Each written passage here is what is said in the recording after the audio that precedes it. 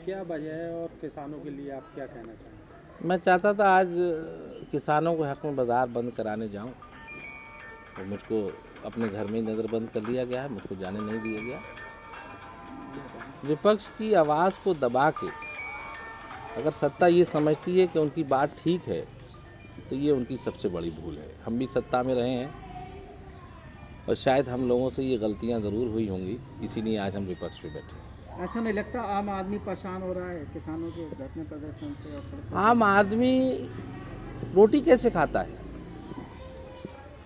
आम आदमी को रोटी का ज़रिया अल्लाह ने, भगवान ने किसान को बनाया है। अगर किसान ही परेशान हो जाएगा तो आज वक्ती तौर पे एक दिन को परेशान है, पूरी ज़िंदगी परेशान रहेगा आम आदमी, अगर किसानों को उसका हक नहीं मिलेगा। तो आप किस तरीके से देखते हैं इस कानून में कहाँ खामियां रहेंगी जिसका किसान जो है वो? मेरे देखने ना देखने का सवाल नहीं है और ना इस बात को मेरी सियासत से जोड़ना चाहिए। जब केंद्र सरकार का कहना है कि हमने किसानों के हक में ये फैसला किया और किसान आज सड़कों पे बैठे हैं, किसान आज आंदोलन कर रहे हैं, तो किसानों के हक में ये फैसला कैसे हुआ? एमएसपी की बात कर रहे हैं, तो एमएसपी जब किसान कह रहा है कि हमें लिखित में दीजिए, तो आप अपनी बात से मुकर क्यों रहे हैं? लिखित में क्यों नहीं दे रही है सरकार?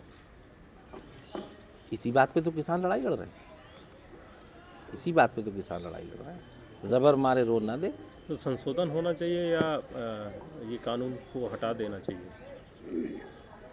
अगर ख़त्म करने में केंद्र सरकार को लगता है कि उनकी इंसल्ट है तो संशोधित कर दो। किसानों का कहना है कि पहले हमसे कहा कि 15 लाख आएंगे, फिर काला धन वापस आएगा, लगातार सरकार झूठ बोल रही है, तो इस पर हम कैसे विश्वास करेंगे? इसको कैसे देखते हैं? देखिए 15 लाख रुपए का उन्होंने वायदा किया, लेकिन बावजूद उसके चूंकि 35-40% जिसे वोट पड़ता है वो एमपी और एमएलए बन जाता है, सरकार बन जाती है। 15 लाख देने के वायदा पूरा न होने के बावजूद भी जब बीजेपी की दोबारा सरकार बन गई तो कहीं ना कहीं आम जनता की भी ये गलती है कि जब वायदे पूरे नहीं हुए तो फिर वोट क्यों दिया। और वायदा न पूरा करने के बावजूद भी जब उनकी किसी की भी सरकार बनती है तो उसको शायद ये लगता है कि हमने जो किया वो ठीक किया। आजम खां की जो बात कर रहे हैं आप, तो आपको लगता है कि बदले की भावना से जो है सरकार काम कर रही है? आजम खां साहब पे 100 मुकदमे कायम करे गए लगभग। उनका सिर्फ एक कसूर है कि उन्होंने जौहर यूनिवर्सिटी बनाई।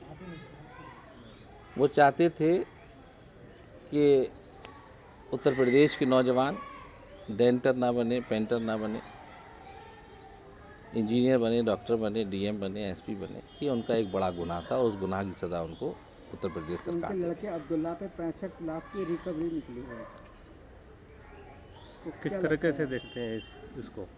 आजीवन किस चीज़ की 65 लाख की का रिकवरी? जो विधायकी विधायकी के समय जो वेतन उनको मिला था, उस वेतन जो की उनकी विधायकी ख़त्म हाई कोर्ट, माननीय हाई कोर्ट ने की, उसको सुप्रीम कोर्ट में अपील हो गई है उसकी, और अभी फैसला आना बाकी है।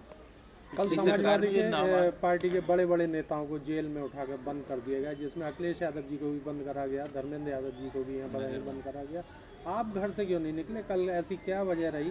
आप अपने आप को समाजवादी पार्टी का नेता कहते हैं, लेकिन कल आप कहीं दिखाई नहीं दी। विपक्ष की आवाज़ को दबाना अच्छी बात नहीं।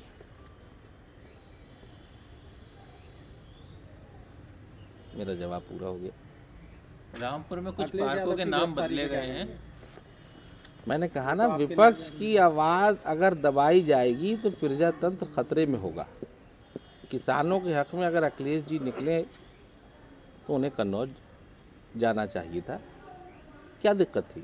वो तो पैदल कन्नौज जाने से क्यों रोका गया? रामपुर में जो अब उसका क्या पार्कों के नाम, नाम बदले पार्कों गए, के और उसका जो कहना है। पुरानी वो है उनके नाम बदले गए हैं, द्वारों के नाम बदले गए हैं, जो आजम खां के पिताजी के नाम पे अलर्ट थे। अच्छी बात है, नाम बदले जा रहे हैं, जनता सरकार ही बदल देगी।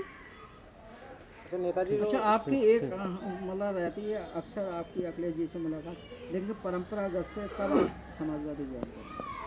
आपकी कई मुलाकातें हैं, अक्सर सवाल रहता है कि आप टाल देते हैं इसको, लेकिन अब तो मुलाकातें मेरी शिष्टाचार की मुलाकातें हैं और मैं नेताजी, उनका सम्मान करता हूँ। सरकार का कहना है कि जो भी विपक्षी पार्टियां हैं वो किसानों के कंधे पर रख के सियासत कर रही हैं, इसके विषय में पहले किसान आया सड़कों पे, विपक्षी पार्टी किसान के साथ खड़ी है, इसमें राजनीतिकरण कहाँ हो रहा है? ये तो केंद्र सरकार कह रही है कि इसका राजनीतिकरण हो रहा है। हम किसानों के साथ खड़े हैं, किसान आगे हम पीछे खड़े। ठीक।